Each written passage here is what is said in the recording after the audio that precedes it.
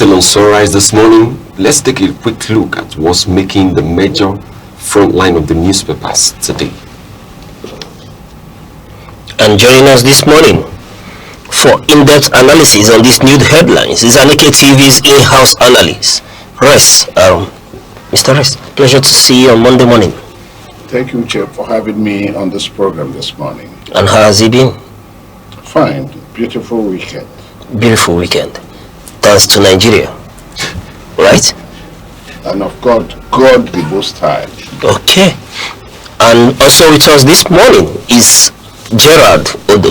Gerard, it's a pleasure to have you on Sunrise. Thank you so much. How are you this morning? I'm fine. It's good. Alright, we'll start with the Sunrise. We'll start with the Nation headline, which says, President, governors step up war against terrorists. Now on the Punch headline, we have 2027 strategy. Makinde meets Kwankwaso as PDP reconciliation falters. Now on the Guardian headline, we have eyes on insurance sector as banks survive recapitalization liquidation. Now on the Vanguard, we have Tinubu rallies governors on security, vows increased foreign support. Now in the Daily Trust, we have Tinubu's ally to handle 1.4 trillion naira Lagos ports project. Tinubu's ally to handle 1.4 trillion naira Lagos ports project. We're starting today's headline with Sun, which says 2027 strategy. Makinde meets Kwankwaso as PDP reconciliation falters. Say Makinde has held talks with Rabiu Kwankwaso amid setbacks in reconciliation efforts within the People's Democratic Party, PDP. The meeting signals early strategic moves ahead of the 2027 elections as key party members explore alliances and build support despite ongoing internal divisions and leadership disagreements.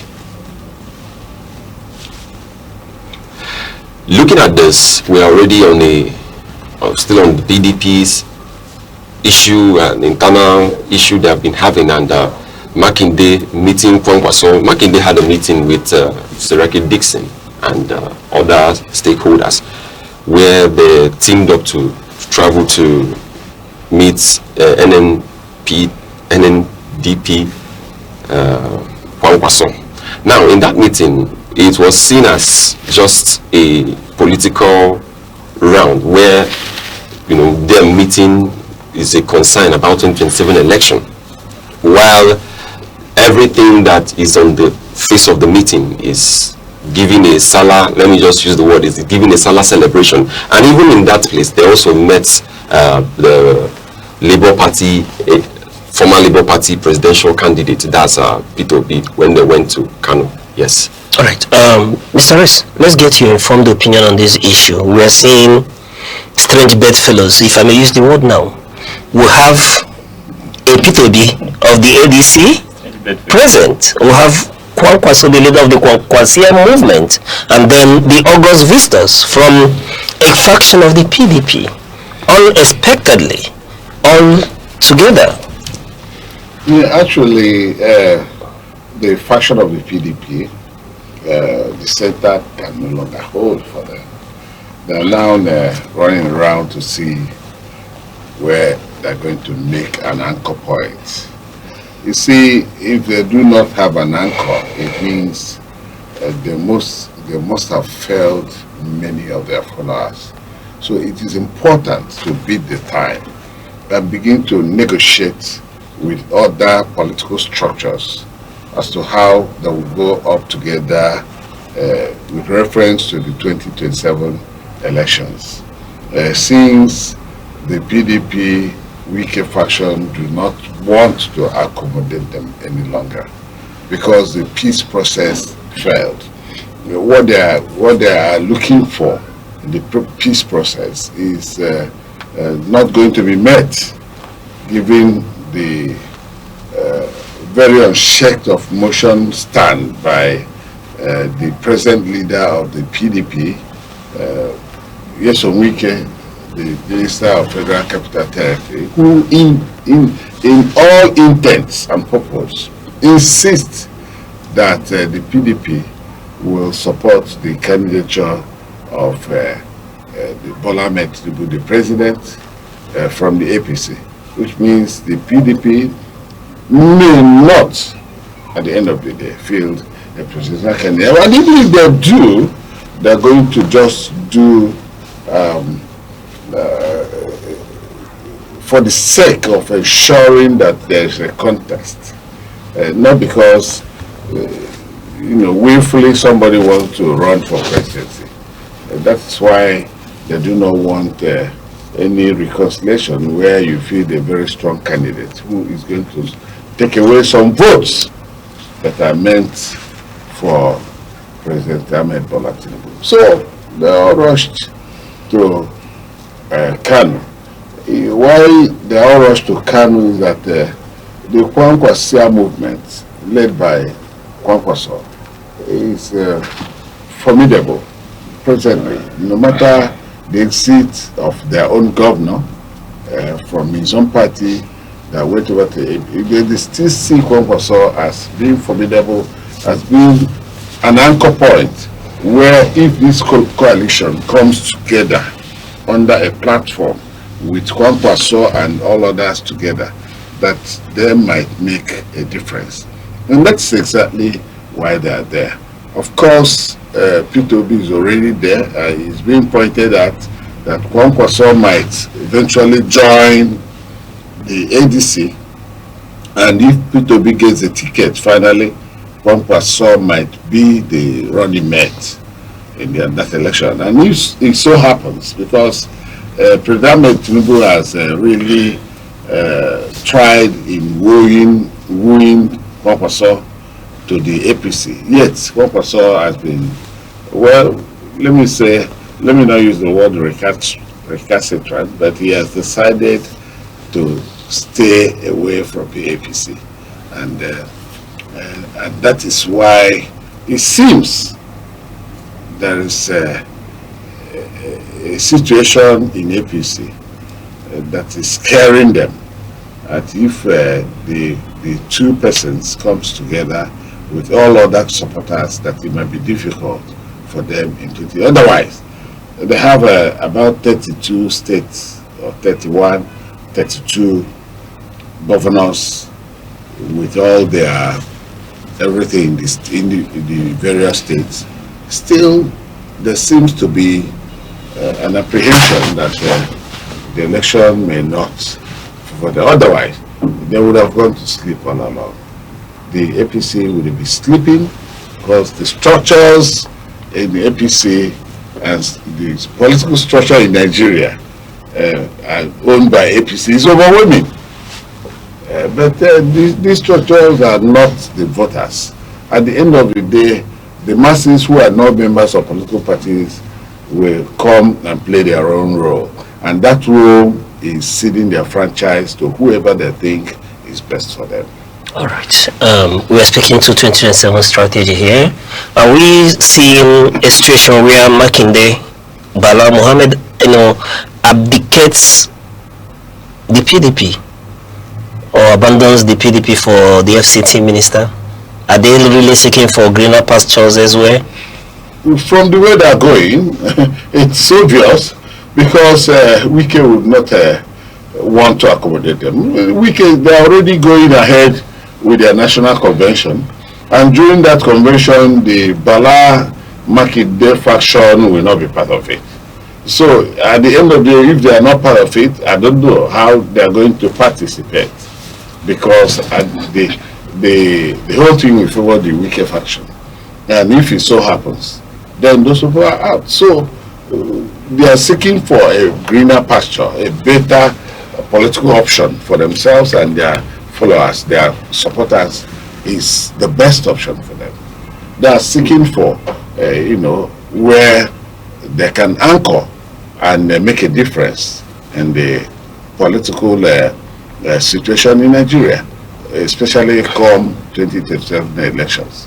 All right. So what we are anticipating now is that partnership that never happened in 2023, going into 2022, going into 2023 election. Are we expecting something magnificent from that marriage of the obedient and the Kwankwasia movement? Yeah, if the politicians, if they are wise enough, they do not have an option other than building up a formidable coalition that will be able to face the incumbent, very almighty powerful incumbent. Because you see the incumbent is powerful in such a way that it has, of course, tripled all the other political parties of the elected governors and some of the assemblymen. So they have been able to take them away. That is why I call them all powerful. How they did it, we do not want to know, or we do not want to analyze that. The analysis is for another day. But we know that the factors inherent in Nigeria must have played a very vital role in weighing all the people over to the APC. So this coalition group must build up a powerful coalition, body that will be able to face. Otherwise, it will just be an effort in futility if eventually you have an election where Tinubu will come out with a landslide victory. So they must have to work hard. Working hard is very important. All right. One more thing. Are you worried that the coalition, speaking to the ADC, may equally be heading to the rocks, given that we're most likely seeing a parallel convention slated for 2nd and 5th by another group led by Nafiu Mohammed? Well, I am not worried about the internal crisis of the political parties. Why I'm not worried is that my stake is not there. Therefore, I wouldn't be worried about them. You see, these are individuals that have political interests and aspirations, and if they do actually want to make a difference, they must come out peaceful and formidable. But if they continue to create parallel situations for their own party, it will not work. So why am I getting worried about that? If you shoot yourself on the leg and you're knowledgeable enough, you're not insane, you'll go ahead to shoot yourself on the leg, and I will come worried. No, it is not. But there's the likelihood that we may not see a strong opposition going into 2027 election if the ADC should implode. Yes, if it so happens, there will be a very formidable force, and the APC will just take coast home to victory. Everything. All right. Well, we go over to the Daily Trust, where we have Tinubu's ally to handle 1.4 trillion Lagos Ports project. A close associate of Bola Ahmed Tinubu has been selected to oversee a massive 1.4 trillion naira port development project in Lagos. The project is expected to modernize port infrastructure, improve trade efficiency, and boost economic growth. However, the move is likely to raise concerns about transparency, favoritism, and accountability, given the political connection between the project handler and the president. All right, Mr. Riss, let's get your opinion on this as well. We're speaking to Tinubu's ally, set to handle the rehabilitation of the Lagos ports. Yeah, is it not last week that they secured that, understanding with the United Kingdom in a whooping sum of £746 million. You see, and it isn't been long.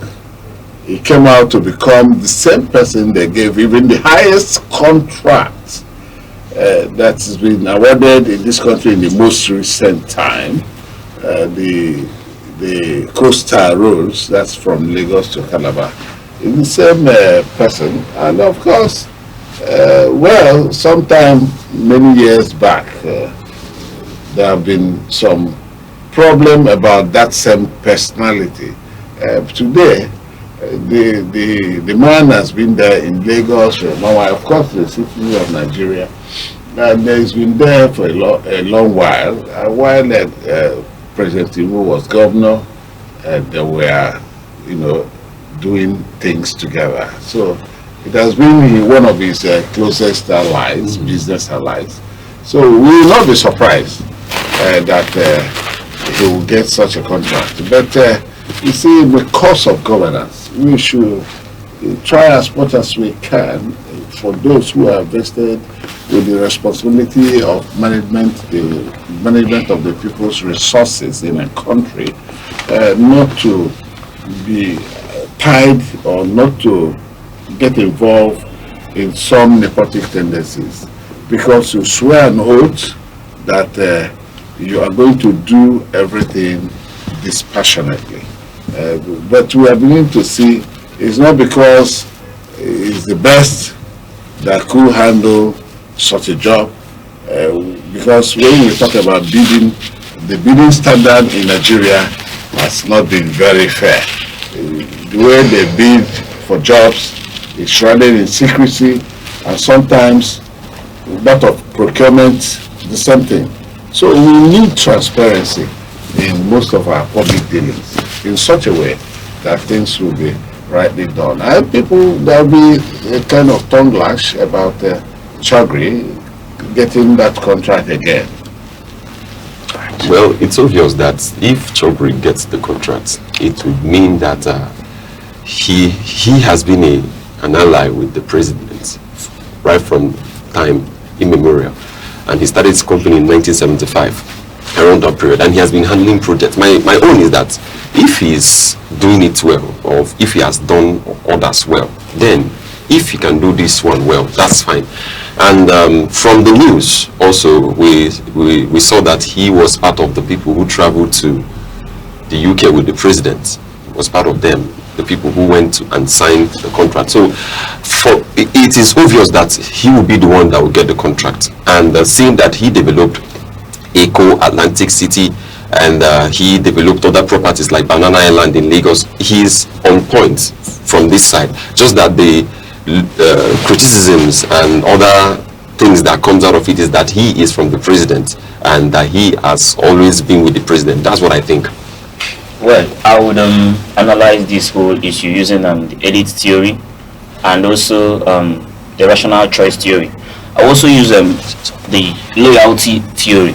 Now, from this analysis, you will see that the comprador bourgeoisies, these are the business, those are the business class. You tend to see their alignment with the ruling class.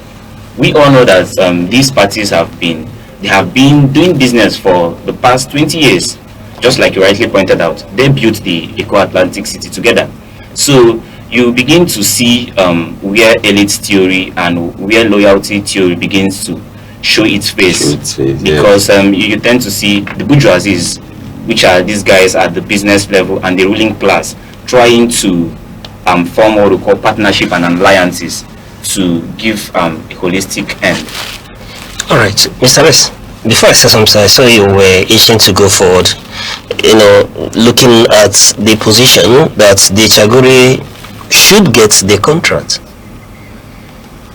Well, from the contributions on the floor, we've seen some merits upon which should get the contract. But what I'm saying is that there must be transparency when you're doing that. The contract, the ideas, the design, the proposal, and all these things must have been done before they started going to the UK. In fact, it has been planned, it has been designed, and so on and so forth. And who knows, the same company may have had a hand in the designing and the planning of that project. That could be why immediately the UK, signed to help Nigeria in doing that, the company went ahead to get it because it didn't quite take long.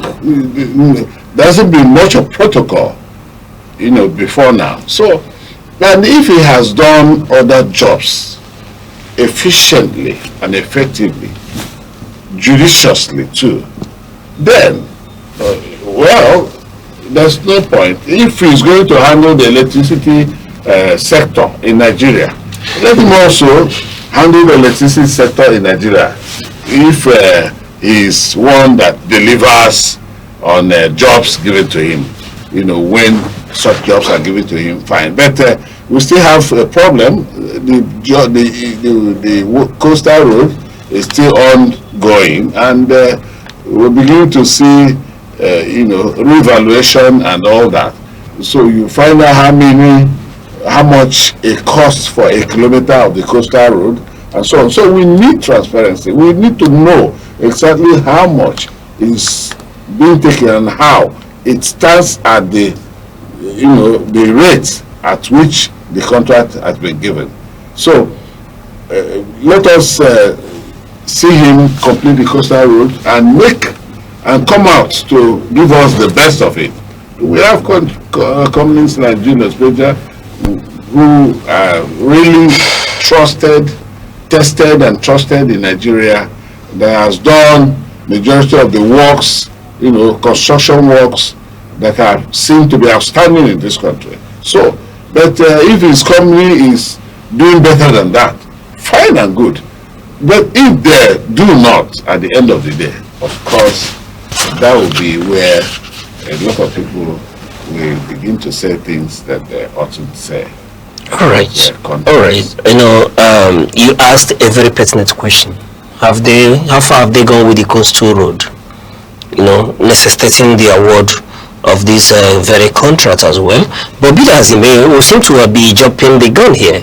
Do remember that when we were celebrating, and I was part of those people who celebrated the King's reception and hosting of Mr. President. But what I'm not happy about has to do with this whole celebration, £764 million that we celebrated as a deal to give a first lift to the ports in Lagos. The government didn't come out from the onset to tell us that this was a loan. It was a loan. And that loan, nobody has come out to tell us the moratorium on that loan. When will that loan be due? What are the interest rates? These are the critical questions. Then while we are still raising this question, we are now hearing ITB, owned by Chaguri, awarded the contract for the maintenance, upgrading of the Tinkan and Apapa ports. It calls to question, while the bidding exercise, how was it conducted? When was it conducted? How did he win the contract? When I listen to people talk about merit and deserving the contract, one thing that is obvious is that we shouldn't sacrifice our national patrimony on the altar of friendship. There has to be due process in everything we do. Yes, we set up a bad precedent for the future. They still need to tell the Nigerian people how Chaguri won the bidding for the maintenance and uplift of those ports. Yes, away from the point that we do not know the interest of this loan.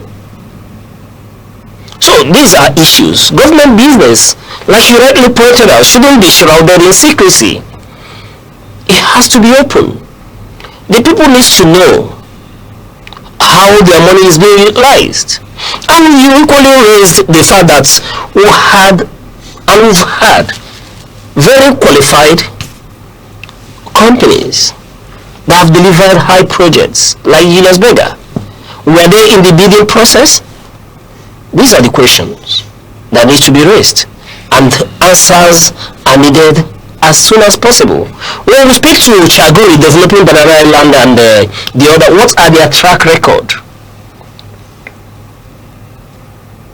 So there are a whole lot of issues around this very contract that they need to come clear with. And government needs to be forthright with Nigerian citizens in everything they are doing. And that's my take on this. We should have gone beyond.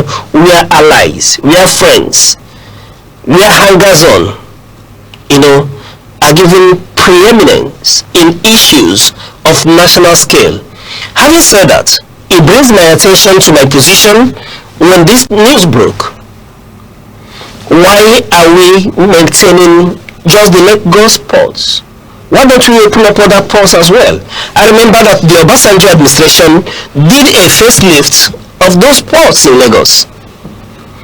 Now, due to the heavy toll on those ports, they deteriorate faster. And I ask the question, why can't we develop on it? What happened to Calabar?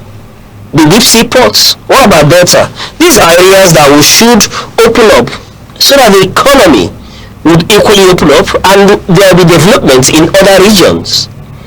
It's high time we move away from the politics of tribe, nepotism like you did say, and see that we develop this nation as a whole. Perhaps that will help us more as a people. Mr. S, I don't know if you have further opinion on this. Oh yeah, you said government should be transparent. Government should be able to do what they're supposed to do to ensure that the people are given all the comprehensive picture of how their monies are being spent. And somehow, you see, I have always spoken about a factor. Now, what is that factor? The factor is that we have had, the factors are corruption, nepotism.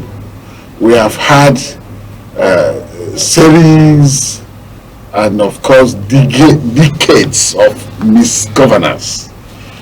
That is why the principles of democracy and good governance do not apply in the government business. Why do they not apply?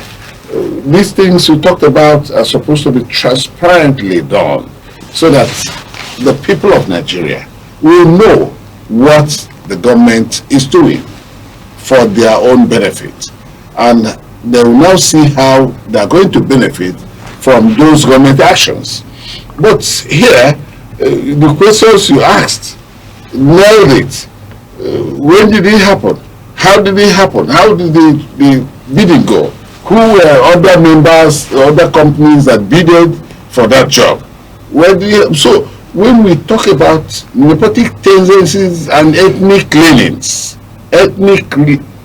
that is tribal sentiment or ethnic chauvinism, then you are now talking about leaderships that are, confined to these things, the leanings of the, and friendship.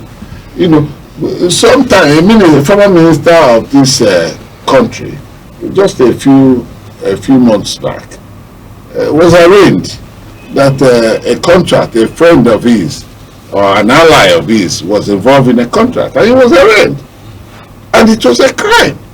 So you see, and because it is now done from the powers that be, even the agencies that are supposed to do that will not do anything. Of course, even the constitutional immunity will not even allow anybody to do anything for now.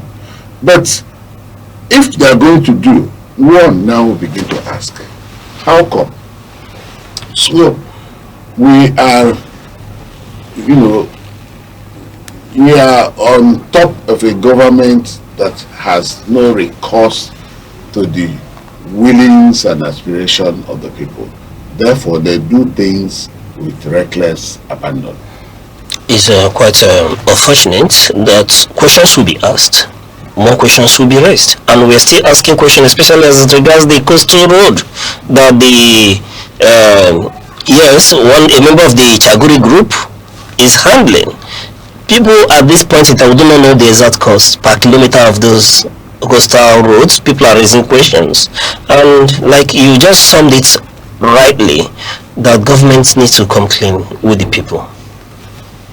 All right, we go over to the Vanguard headline, which says Tinubu rallies governors on security, vows increased foreign support.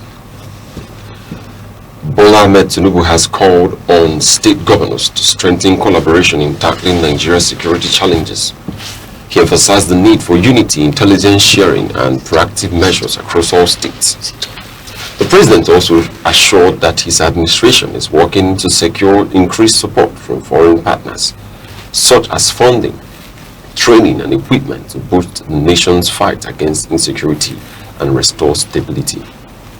Well, if you take a closer look at what the president is doing, President Bola Ahmed Tinubu, you would see that he's trying to make sure that the country is safe. Because I'm looking at his visit to UK and the machineries he has set in place to make sure that security is well taken care of in the country. So from the headline, you see that he's trying to engage in governors. He's trying to engage governors and make sure that the equipment that will be used in combating these terrorists is made available, and some other facilities that will be used.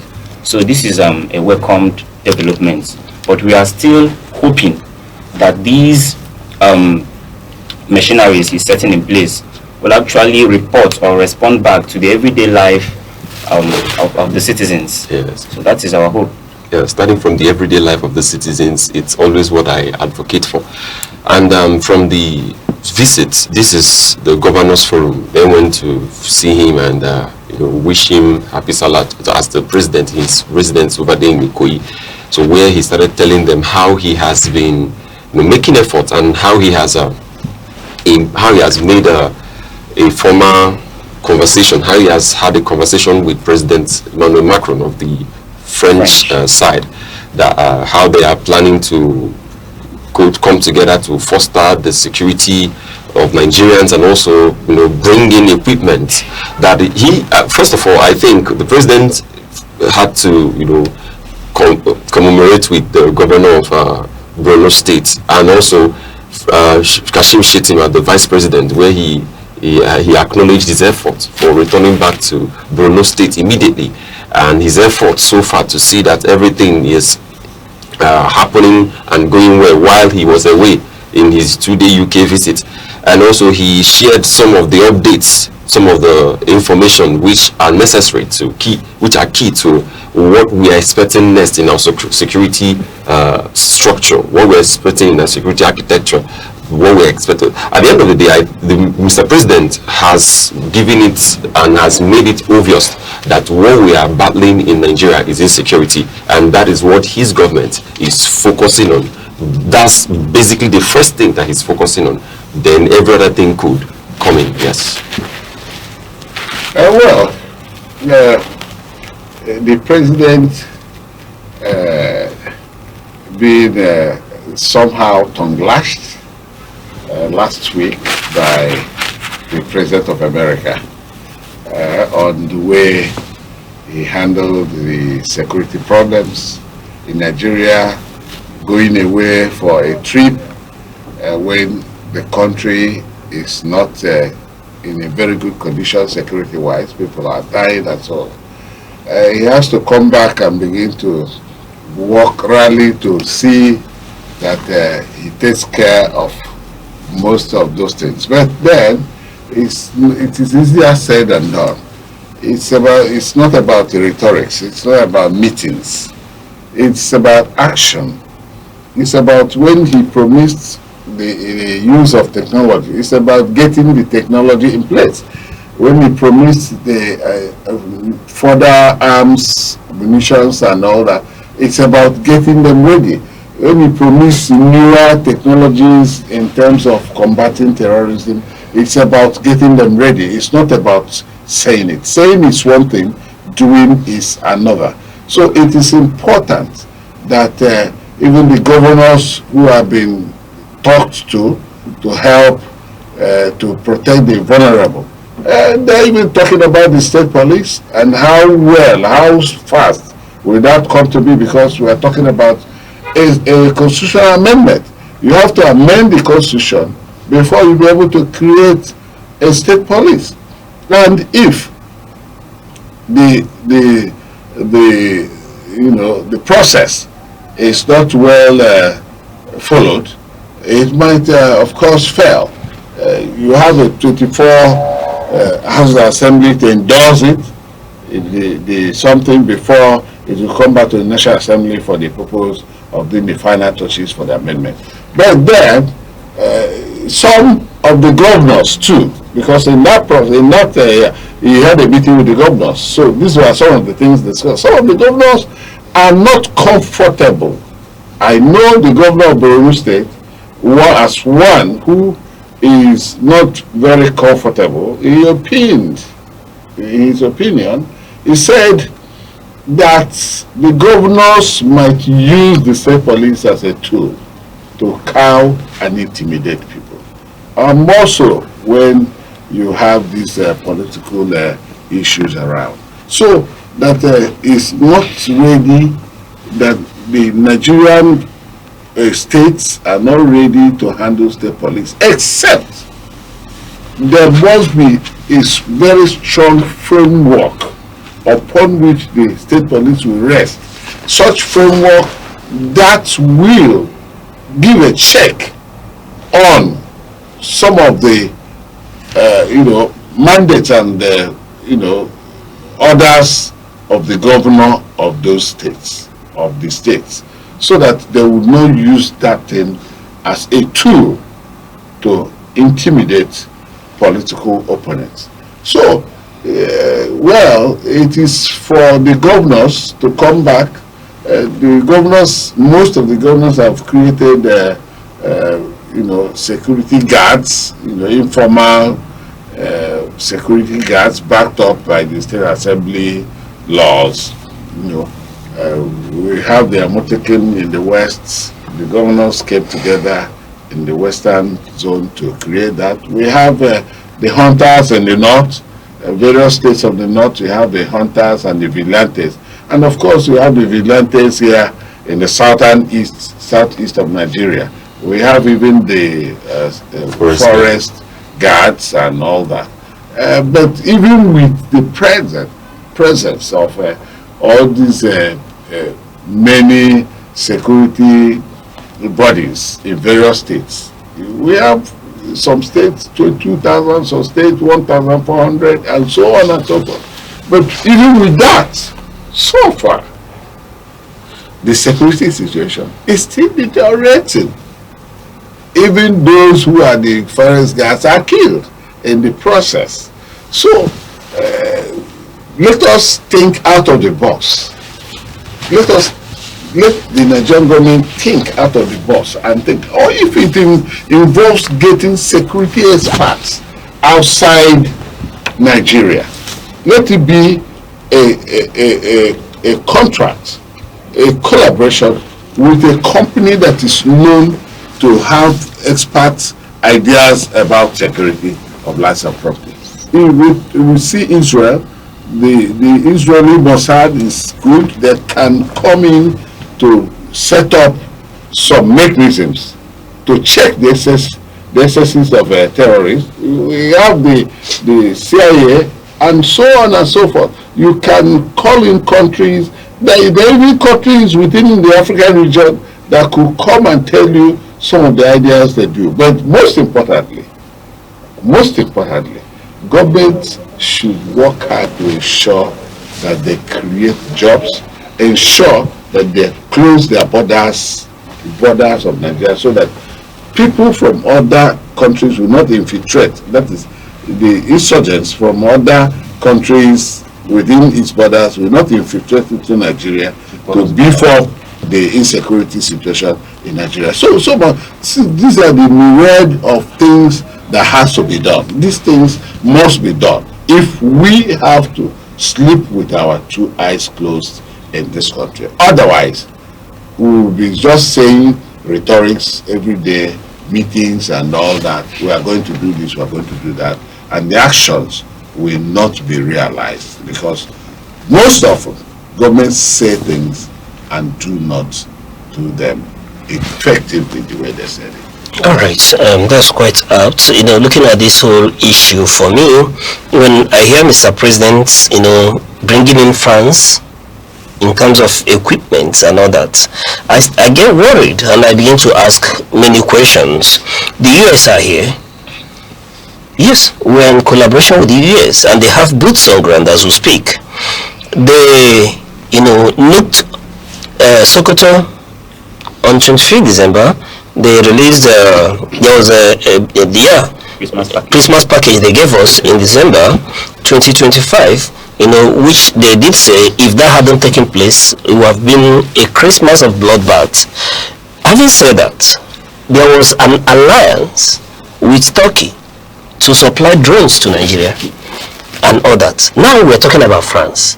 And I get worried that we are trying to make Nigeria, a habiting ground for these foreign countries, to a bit. And then, to what extent are we going to handle the issues around insurgency, terrorism?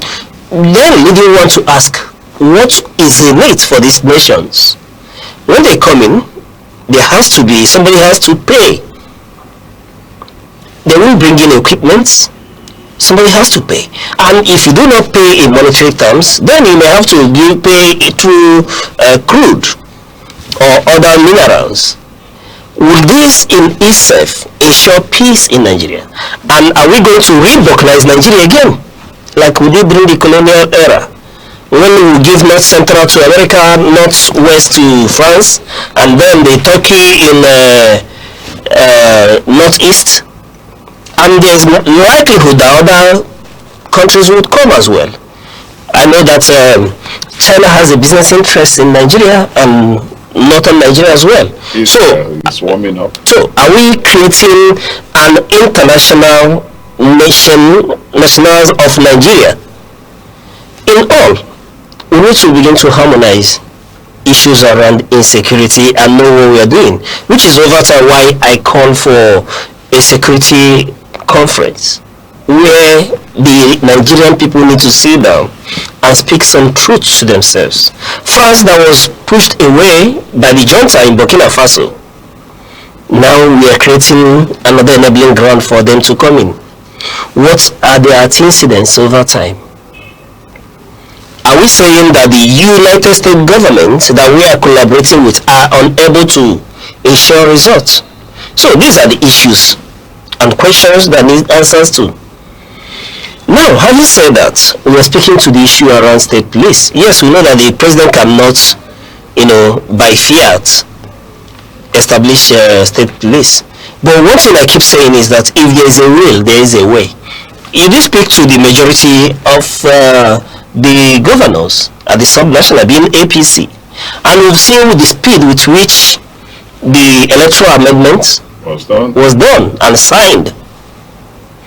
So what stops us if we really mean this from achieving it? It will take whipping every party members in line. Even the 24 states that we need to legally adopt the amendment is already in the kitty.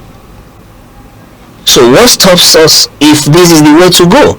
That's not to do away with the concerns you raised from the governor of Borno State. These are germane, but can't we have a framework, a guiding framework of state police, away from the control of what Mr. Gerard will call the bourgeoisies? Can't we have that kind of framework that doesn't give an individual a control of state police? There has to be a chain of command and a process.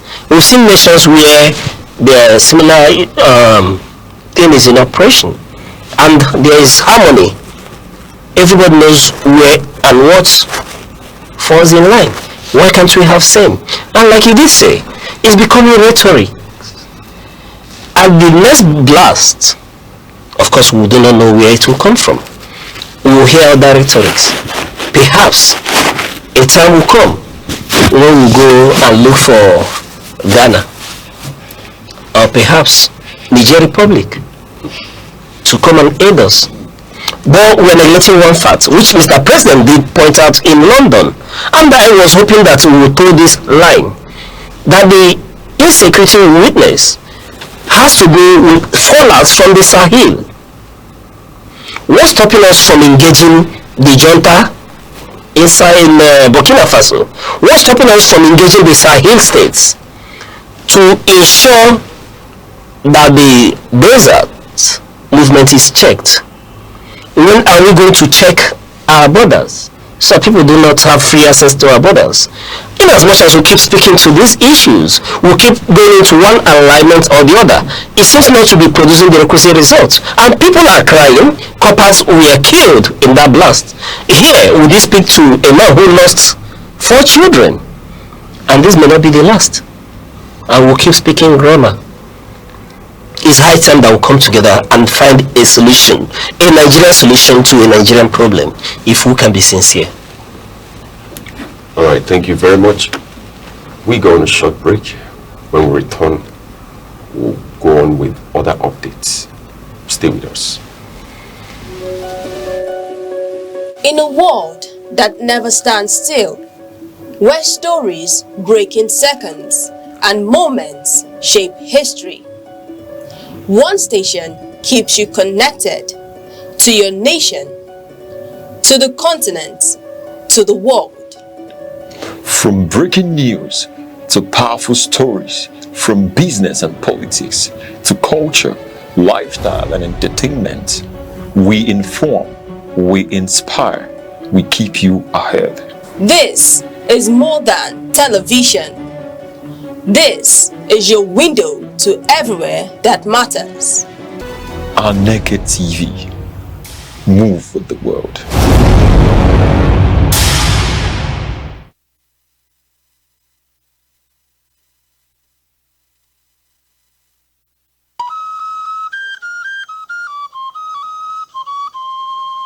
Need advert placements, coverage for events, or the latest news stories?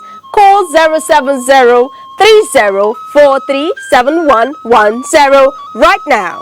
And Naked TV, move with the world. Still on Sunrise here on Naked TV. Now we go over to tech updates, and we'll be bringing in Sir Gerald Odo to give us updates on what's happening in the world of tech. Hello. Yes, thank you so much. But you can see that generative AI is trying to revolutionize, like I always say. Okay. Like I always say, AI is a system, is an artificial intelligence system that is keen in almost every sector in our polity. Okay. In medicine, in business, in transportation, in media, and you name it.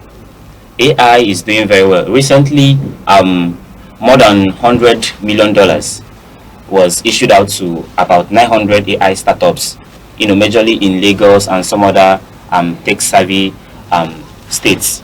So this goes to show you that Nigeria is spending very well and is in joint partnership with AI and generative AI companies. Okay. So still on that generative AI companies, I've seen videos where people do a lot of where people will bring an official from this place or that place, and then they will animate the person to say what they should not say. Is that going against the rules of the industry of AI? Yes, AI is a well-defined system where you have the ethics, or what you may call the code of conduct, Okay. in administering any system or any technological software you want to bring in. So these are unethical habits which malicious people often employ to for their own selfish gain. So it is not accepted by the AI community. Okay, it's not accepted by the AI community. Also, looking at that generative AI, where you have seen a lot of improvements, I'm asking, how can it benefit? How does it benefit? How does it change the economy where we are in? Yes, in the economy, it has a very, very big impact. It has a very big impact. Also in business, because there is what we call Kimi. Okay. Kimi AI. Okay. With Kimi AI, you can develop like 30 to 40 agents to be working for you. that work you would normally do on your own, Kimi will do everything for you. Now on the economy, it has a very good significant boost, should I use boost, in the economy, because it helps in analyzing key markets or key economic research, yes, geared towards making the economy big, okay, and also yield very well. So it helps in the research, it helps in concrete market analysis that can help a particular economy. Okay. Thank you very much for that update. And we move over to sports update, where we have a lot of things going on in the world of sports. I switched to the Sports Oracle right now. And yesterday, the match between Manchester City and Arsenal did not go well for Arsenal. I will start with that. But before I start with those general activities that went on last week, I wanted to see the newspaper headline on how it is in the world of sports. But then, as it's scrolling on, we will see that Ademola Lookman scores in Madrid derby. This guy told Madrid to get ready for him, and his goal was one of the best goals we had yesterday. Awoniyi ends 52 days goal drought. That's Awoniyi from Nottingham Forest. He ends his 52 days goal drought. Looking at it, still the newspaper headline, we have United step up Guamares chase. A lot of controversies are going on about this Guamares chase. I will go into that later. And we have Chelsea offer Enzo new bumper contract. Enzo Fernandez, looking at Chelsea's performance so far, and a lot of names have been called to their have been attached to their coach. A lot of people have called him this, have called him that, but then Chelsea losing to Everton over the weekend has brought a lot of questions. It has shaken the foundation of the players and the fans believing in their new coach, who has just handled few games and who has 6 years contract running. The question is he going to leave his contract? Will they terminate his contract, or will they keep hoping that he gets better? Still on that sports update, we have Araujo header secures Catalan's narrow win. That's Barcelona's game yesterday. Araujo secures that their win. And in Nigerian Professional Football League, we have Remo Pinas in crucial victory in survival fight. And in jumping and athletics, we have Amusan opens season with 200 meter silver in Jamaica. Still in sports, we have Ekong calls for long-term plan after World Cup failure. Then we have Celtic coach defends Iheanacho selection. Yes, we have Osimhen undergoes scan of arm injury. Now let's go over to the results in the as it was yesterday. Like I told you that Manchester City won their trophy yesterday against Arsenal in their game. They won their game and they won the trophy, so they won two things. Nico O'Reilly scoring the 2 goals in the second half. I expected that game to go into penalties, but it did not go into penalties, and that was how it was. And that has marked Pep Guardiola's 40th trophy in his managerial career. He has won 40 trophies in his managerial career, leaving his, will I say, his boy Arteta, Mikel Arteta, to keep struggling, even to win up to 3 or 4. Now we have the fixtures and how it went yesterday. Newcastle lost to Sunderland by 2-1, and Aston Villa won 1-0 against West Ham.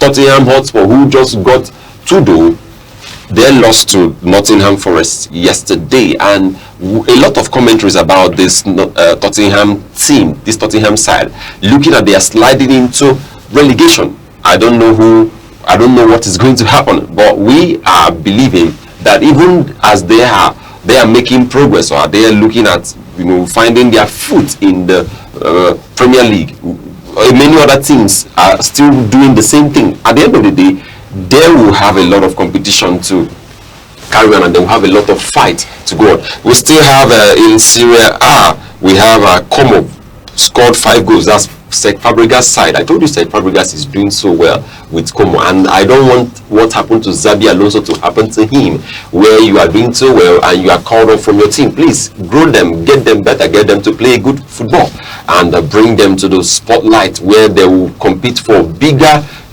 trophies and bigger games. We're still talking about Serie A. Atlanta won their game and Bologna lost to Lazio. Roma won and Fiorentina lost to Inter. That same yesterday in the Nigerian Professional Football League, we have Rangers winning El Kanemi Warriors by 2-0. And Kano Pillars won their game against Enimba FC of Aba, and Castina United won 3SC by 1-0. Califat and Ikorodu Boys had 2-2 draw.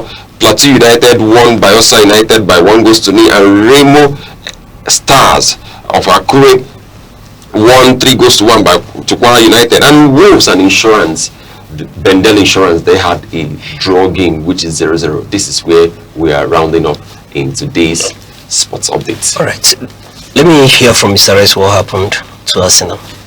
He lost a trophy. Yes, that is football for you. You sometimes there are predictions that make the bookmakers wrong, and that is just one of those predictions. Arsenal was rated to be on top of the game for the purpose of lifting the trophy, but it didn't happen that way, and that is the game of football. And in that spirit, we still have the spirit of sportsmanship. Sometimes you win, sometimes you lose. Yeah. Correct. When you win, you're happy. When you lose, you still maintain sportsman spirit, Yes. so that it will not take a toll on you. And that's exactly what I am telling the Arsenal fans, that To be consoled. it will not take a toll on them. Whoever that believes in Arsenal, or whoever is an ardent fan of Arsenal, should still remain calm and focused, believing that there are still options, there are still things to do within the football season, and the chances that Arsenal will finally, try to get trophy that will make their fans to be happy again. Okay, sir. Looking at what Arsenal had their game yesterday, I want to ask, are we expecting any other trophy, seeing that they are in Champions League, almost at the edge of it, and they're in the Premier League, they are topping the league table, and also they're in the FA Cup? Is there any trophy that they are bringing home? You already stated the obvious. They are there, and they are at they are very close to these trophies. Okay. You are talking about, is there any expectation? Of course, that's why they are there. Okay. They are working hard to take a trophy. Sometimes it could come, sometimes it may not come. But like the league now, like myself personally, I said, if Arsenal will lose the league, the FA, the league in UK, in Britain, That's let them lose the Corabo. That is my own personal prayer. That instead of getting Corabo and losing the Premier League, that I'll pray they will go for Premier League. God has become an Arsenal that will listen to your prayers. You are very prayer warrior. So and now they have lost. Of course, you don't have to start losing like that. You have to now work out. It has told, I love this your calm man. One trophy lost. It has told the coach and the players exactly that they need to do more. And in so doing, if they should work harder, they should be able to. They have about 7 league games to go. Is it 7 or 6? No, 6. They have 6 because they have played their standard. 6 league games to go in the league. And if they do well within the 6 games, the league is there. All right. But if they falter, if they, do not, if they nosedive, then they will lose everything. All right. I love your word. If, and God, Arsenal Ateta should be comforted that they have prayer warriors now who are praying on their behalf, that they don't bottle the league, we just pray, we join you and pray that it doesn't all turn to wishful thinking. One has gone. At the beginning of the season, we were told that they are going to win everything that they will win for. Now one is gone. One is gone. The Champions League is not in the bag. Even the Premier League may be bottled. That's been Arsenal fans. Arsenal fans. But the comforting thing is that people have turned to prayer warriors now. So you people, the Arsenal fans, okay, Ateta should be comforted that rest is praying for him. You've turned to a prayer warrior for Arsenal. Instead of losing the Carabao Cup, let us lose the Carabao Cup, and of course, which we have lost. So let us see what happens within these 6 games that are remaining. Okay. If the 6 games comes in our favor, because already we are 6 points clear, believing that the outstanding of Man City they are going to win. Okay, we are 6 points clear. So if within the 6 games we maintain that lead, certainly before the 2 games remains, we would have known who is the league champions. All right. You know, it's good to see you, Dimano, this morning that you already comforted yourself, so you don't need much comforting again. But like I did say, we hope that at the end of the day, it doesn't all turn out to be wishful thinking. That's not doing the usual. However, on that note, let's get into the business updates. You know, and we'll go straight coming from the holiday, the Salah holiday. We are giving you our market forecast for today, being Monday, March 23rd, 2026. We are the Nigerian market opens with significant momentum, you know, having just reached the historic milestone. Investors are entering the week balancing a record-breaking rally with anticipation of first quarter profit taking. Now let's give you the sectors to watch, and starting with the banking, we expect continued high activity as of today, where we've gotten to that March 31st recapitalization deadline is fast approaching, and we'll tell you that Zenith Bank, GT, remain high volume favorites today. These are high volume hitters, yes. And then looking at the industrial goods, where Bua Cement and Dangote Cement are driving recent gains up 10% in recent sessions. And we're looking at oil and gas. We'll tell you that while Seplat Arode Holdings are long-term gainers, the sector saw slight negative sentiment last week. Traders will watch for a rebound today, yes. Traders, investors watch for a rebound today. Now let's quickly run down and give you our macro forecast in terms of stability versus external shocks. We'll tell you inflation. Fresh data shows that inflation has moderated to 15.0%, the lowest in over a year. This fueling buy sentiment in the equities market. Then another factor here is the Cardoso effect. The CBN was recently named Central Bank of the Year for its policy reset. Expect the naira to remain relatively stable today near the 1,344 naira to 1,400 against the US dollar range as bank continues inflation targeting transition. Then the risk factor here is the high global oil prices, speaking to Brent at 103 to 107 dollar per barrel, which is seen as a double-edged sword, helping reserves but threatening to spike domestic energy costs if Middle East tension continue to escalate. Now, this morning the forecast is that of a cautiously bullish optimism. Yes, when you get into the market today, it has to be cautiously bullish. While the fundamental growth is strong, about 30% year to date, the technical analysts expect some investors to start harvesting gains before the end of Q1 next week. So whatever happens in the market today, do not be deterred by the profit takers. Yes, do not be deterred by the profit takers. The fundamentals are so strong, the markets will rebound, from profit takers, who are wanting to cash out from the Q1, results that are trickling in. And that's it for the business update this morning. And that's a wrap on this edition of Sunrise. Thank you for waking up with us. It's always a pleasure having you. I'm Good Hope Chukuma. Mr. S, it's always a pleasure to have you on Sunrise. Thank you, Mr. Chair. It has been a very wonderful outing today, and I talk to you, viewer. Keep watching Aneke TV. And of course, cue into Sunrise every morning. Thank you. And Sir Gerard Odo, thank you for those tech updates. Yes, thank you so much. It's always a pleasure to have you. And Uche Osai, on behalf of all of us here on Sunrise, we say thank you for watching and keep watching till we come your way same time tomorrow. Bye-bye.